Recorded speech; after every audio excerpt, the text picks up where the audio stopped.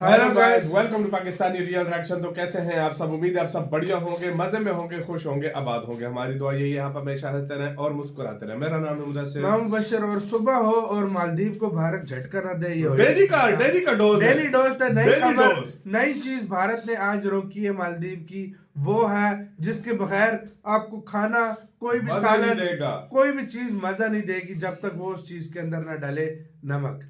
आज भारत ने मालदीव का नमक भी रोक दिया और टोटली निर्भर था मालदीव जो भारत के ऊपर नमक हरामों के लिए नमक ही रोक दिया। भाई सही काम किया। तो पहले देखेंगे क्या हुआ सारा सीन। नमक ऐसी चीज है गाइस, आपको पता है इसके बगैर कोई भी खाना अधूरा होता है। तो जल्दी देखते हैं भाई पूरा सीन। जी के दृष्टि का वीडियो है तो स्टार्ट। मालदीव के प्रेसिडेंट ने चीन के साथ हाथ मिलाकर जो गलती करी है उसका अंजाम अब मालदीव की जनता ने भुगतना शुरू कर दिया है और मालदीव के हालात भी पाकिस्तान के जैसे होते हुए नजर आ रहे हैं, क्योंकि मालदीव ने भारत के बजाय तुर्की से अनाज इंपोर्ट करने का डिसीजन ले लिया है, जिसमें चावल, दाल, गेहूं, आटा और नमक को इंपोर्ट करने की डील फाइनल कर चुका है। लेकिन यह डिसीजन लेकर मालदीव के राष्ट्रपति कितनी बड़ी गलती करने जा रहे हैं, उन्हें इस बात का तनिक भी अंदाजा नहीं है।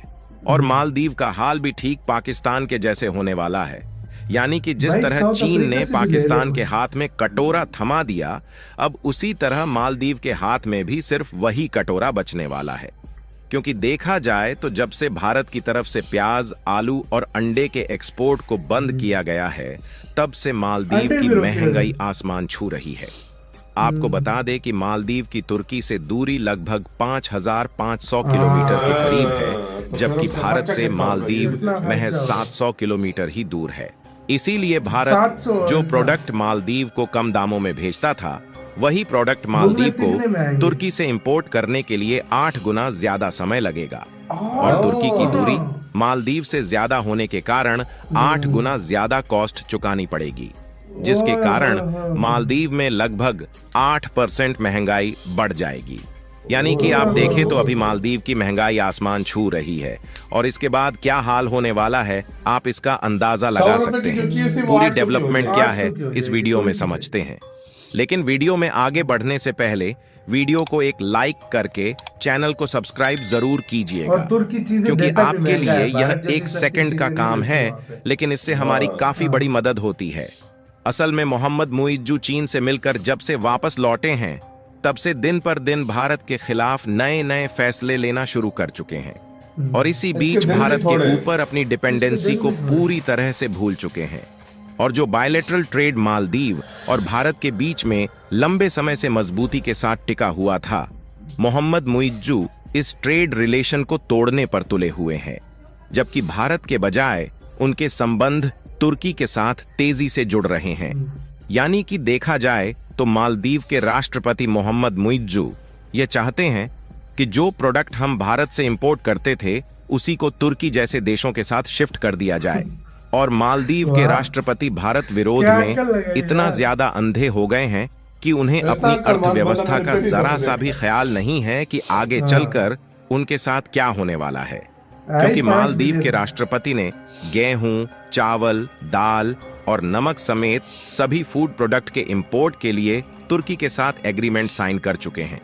यही नहीं, तुर्की मालदीव को इसी फरवरी के शुरुआती दिन से ही इन सभी फूड आइटम्स का एक्सपोर्ट चालू कर देगा। लेकिन मालदीव के राष्ट्रपति यह हिसाब लगाना भूल चुके हैं कि जहां भारत की दूरी महज 700 किलोमीटर है, वही टर्की की दूरी लगभग 5,500 किलोमीटर है, जिससे इन फूड प्रोडक्ट के इंपोर्ट के लिए जो पैसे देने पड़ेंगे वह भारत की अपेक्षा 8 गुना ज्यादा है। इसके अलावा तुर्की से इन्हें आने में लगभग 8 गुना ज्यादा समय लगेगा, जिसके कारण मालदीव में महंगाई इस कदर बढ़ेगी कि वहां की जनता चाहकर भी सरवाइव नहीं कर सकेगी। और मालदीव का हाल भी पाकिस्तान के जैसा होने वाला है, जिससे पाकिस्तान की तरह मालदीव के हाथ में भी वही कटोरा बचने वाला है, और इसके बाद वह भारत जैसे देशों से मदद की भीख मांगता फिरेगा। यही नहीं, इसके अलावा भी मालदीव की अर्थव्यवस्था पर एक बहुत बड़ा झुकाव देखने को मिलने वाला है, क्योंकि मालदीव की अर्थव्यवस्था पूरी तरह से टूरिस्ट सेक्टर पर टिकी हुई है, और मालदीव में खाने पीने के सामानों में महंगाई 8 गुना ज्यादा बढ़ जाने से मालदीव का टूरिंग सेक्टर पूरी तरह से पिट जाएगा। और ज्यादा महंगाई के कारण कोई भी टूरिस्ट मालदीव आने के लिए तैयार नहीं होगा, क्योंकि जब से भारत के लोगों ने मालदीव जाना बंद किया है तब से उनकी टूरिज्म इंडस्ट्री पर वैसे भी एक भारी गिरावट हो चुकी है और इस समय सभी भारतीयों ने मालदीव जाना बंद कर दिया है। और तुर्की से फूड प्रोडक्ट इंपोर्ट करने में दूसरी सबसे बड़ी समस्या यह है कि तुर्की से मालदीव आने वाले कार्गो शिप इंडियन ओशियन से होते हुए श्रीलंका और मालदीव के रास्ते से गुजरते हैं, जहां पर श्रीलंका के बंदरगाह में प्रस्थान लेते हैं। लेकिन भारत और मालदीव के इस विवाद के कारण श्रीलंका के बंदरगाह को तुर्की और चीन से जाने वाले शिप के लिए बंद कर दिया गया है। और अगर इन बंदरगाह पर प्रस्थान लेते हैं तो उनसे जीएसटी और एक्साइज ड्यूटी के साथ साथ भारी भरकम टैक्स भी वसूला जाएगा। कुल मिलाकर मालदीव ने चीन के साथ मिलकर जो गलती की है उसकी भरपाई वहां की जनता भी करने वाली है। और जिस तरह चीन ने मालदीव में अपने पैर पसारे हैं, उससे मालदीव को कर्ज में डूबने का एक बहुत अच्छा तरीका चीन ने निकाला है। और जल्द ही यह भी देखने को मिल सकता है कि मालदीव के कुछ आइलैंड पर चीन ने कब्जा कर लिया है। आपको बता दें कि मालदीव भारत से फूड प्रोडक्ट इंपोर्ट करे या ना करे, हमारे पास मालदीव के अलावा रूस, यूएई, नेपाल, बांग्लादेश और अमेरिका समेत कई सारे मिडिल ईस्ट देशों का फ्री मार्केट एक्सेस मिला हुआ है, जहां पर अभी भी इन फूड प्रोडक्ट की रिक्वायरमेंट इतनी ज्यादा है कि भारत इन मार्केट की जरूरत को पूरा नहीं कर पाता। और अभी तक भारत मिडिल ईस्ट के इन देशों पर ज्यादा ध्यान न देते हुए मालदीव की पड़ोसी देश होने के नाते मदद करता आया था। अब मालदीव जिस तेजी के साथ भारत से दूरियां बना रहा है, भारत ने भी उसी तेजी के साथ मालदीव के खिलाफ अपने फैसले को लेना शुरू कर चुका है। आपको यह बात जानकर हैरानी होगी कि मालदीव भले ही समुद्रों के बीच में बसा हुआ आइलैंड है, लेकिन उसके पास नमक तक बनाने की टेक्नोलॉजी मौजूद नहीं है, जिसके कारण मालदीव अपनी जरूरत का नमक भारत से इंपोर्ट करता है और जो थोड़ी बहुत और रिक्वायरमेंट होती है उसके लिए श्रीलंका से नमक इंपोर्ट करता है। और आप खुद इस बात का अंदाजा लगा सकते हैं कि मालदीव, जो कि चारों तरफ से समुद्र से घिरा हुआ आइलैंड है, उसके पास अभी तक नमक बनाने की टेक्नोलॉजी नहीं है। और ऐसे में वह भला दूसरे देशों पर किस तरह से डिपेंड रह सकता है। आपको बता दें कि मालदीव अपनी जरूरत का 80% नमक केवल भारत से ही इंपोर्ट करता है। इसके अलावा बचे हुए 20% श्रीलंका से इंपोर्ट किया जाता है। और मालदीव हर साल भारत से लगभग $6 मिलियन का नमक खरीदता है। यानी नमक प्रोड्यूस के मामले में भारत एक बहुत ही अच्छा कंट्री माना जाता है, जिसमें से 60% नमक अकेले गुजरात में ही प्रोड्यूस किया जाता है।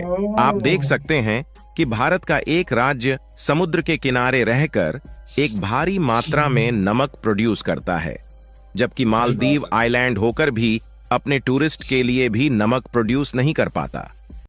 ये देखो, ये बस फर्क है भाई इन चीजों में। और देखा जाए तो भाई मालदीव का अब नमक भी रोक गया और ट्रेड और ये तुर्की से भाई 8 गुना ज्यादा। जो चीज अगर 10 रुपए की मिलती है वो आपको 80 रुपीज की मिलेगी। हाँ बिल्कुल, इस बात से अंदाजा लगा लो मालदीव को। यार भाई पागल तो नहीं है यार मौजू यार, सीरियसली। ये मैं इधर एक छोटा सा एग्जांपल इसके देना चाहूंगा। इंडिया के साथ हमारी ट्रेड ओपन थी ना, जब हमें चीनी मिलती थी 50-55 रुपए किलो। ठीक है, वही चीनी जब वो हमारी सब ब्राजील से आई, सारा कुछ हुआ 150 रुपए केजी तक। 150 रुपए, उससे भी ऊपर कभी चली गई थी। 150 रुपए केजी तक गई। आप इस बात से अंदाजा लगा ले तो इतना बड़ा कितना फर्क पड़ता है। ये फर्क होता है। बहुत बेवकूफी की है। सही बात है, सही बात है। अब नमक भी रोक किया है और सीरियसली और भी चीजें रोकी हैं, क्या भाई फायदा हुआ? सही बात, कुछ भी नहीं पाया उसने। हाँ वाकई में।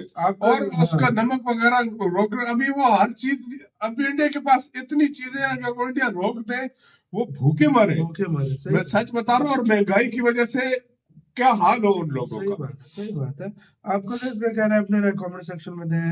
अपने बहुत ज्यादा ख्याल रखिएगा।